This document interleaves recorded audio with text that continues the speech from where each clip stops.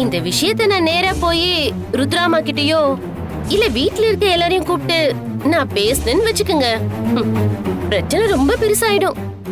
அப்புறம் உங்க மேலயும் தப்பாயிடும், அனிதா அம்மா மேலயும் தப்பாயிடும். ஜாக்கிரதையா இருந்துக்கோங்க. இதுக்கப்புறம் எல்லாம் உங்க கையில தான் இருக்கு.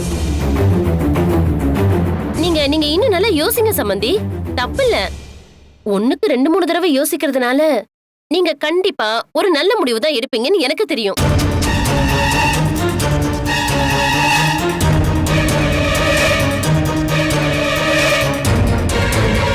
சரி, நான் பொண்ணை தொலைக்கிறேன். சூப்பர் சம்பந்தி. இதுக்கப்புறம் இத பத்தி மூச்சு கூட விட மாட்டேன். அப்புறம் இன்னும் ஒரு முக்கியமான காரியம் பண்ணணும். இன்னொன்னா?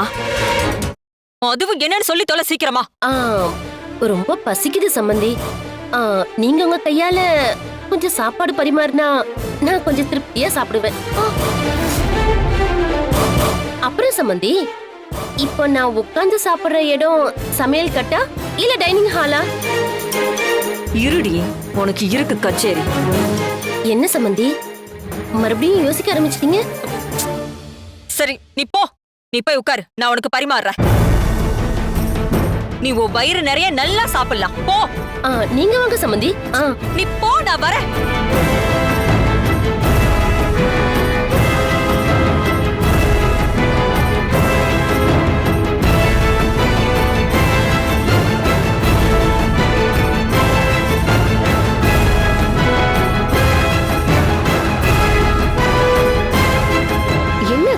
அந்த சமையல்காரன் பொண்டாட்டி இஷ்டத்துக்கு வாய்க்கு வந்ததெல்லாம் பேசிட்டு போறா. நீங்க எல்லாத்துக்கும் சரி சரின்னு பூமி மாடு மாதிரி தலையாட்டிட்டு இருக்கீங்க. அனிதா, நான் அவளை விட்டு பிடிச்சிட்டு இருக்கேன். நேரம் பார்த்து அவளை வச்சு செய்யறேன். எனக்கு என்னமோ அவதான் உங்களை வச்சு செய்யறாளோன்னு தோணுது. நீங்க எவ்வளவு கம்பீரமா கெத்தா இருந்தீங்க. ஆஃப்டர் ஆல் இவெல்லாம் ஒரு ஆளுன்னு இவ சொல்றதுக்கெல்லாம் தலையாட்டிட்டு இருக்கீங்க. அனிதா, நாம எல்லாரையுமே சமாளிச்சிட்டோம். ஆனா இவ ஒருத்தைய சமாளிக்கிறது தான் எனக்கு அப்படியே உயிர் போய் உயிர் வருது. தொல்லைனாலும் தொல்லை பெரும் தொல்லையா இருக்கு. நம்மளோட மாஸ்டர் பிளான நம்ம எவ்வளவு ரகசியமா யாருக்கும் தெரியாம மெயின்டைன் பண்ணிட்டு இருந்தோம். அந்த ரகசியத்தை இப்ப ஈஸியா தெரிஞ்சுக்கிட்டா. உனக்கு கேன்சர் இருக்குன்னு சொல்லி டிராமா பண்ணிட்டு இருக்கிறத அவ கண்டுபிடிச்சிட்டா. அத வச்சு இப்ப என்ன பிளாக்மெயில் பண்ணிட்டு இருக்கா. இந்த உண்மைய வெளியில சொல்லாம இருக்கணும்னா சந்தோஷ் கையால அவ பொண்ணு கழுத்துல தாலி கட்ட வைக்கணுமா? அத்தை, கொஞ்ச நாள் நம்ம டிராமா முடிய போதில்ல, கொஞ்சம் பொறுமையா இருங்க.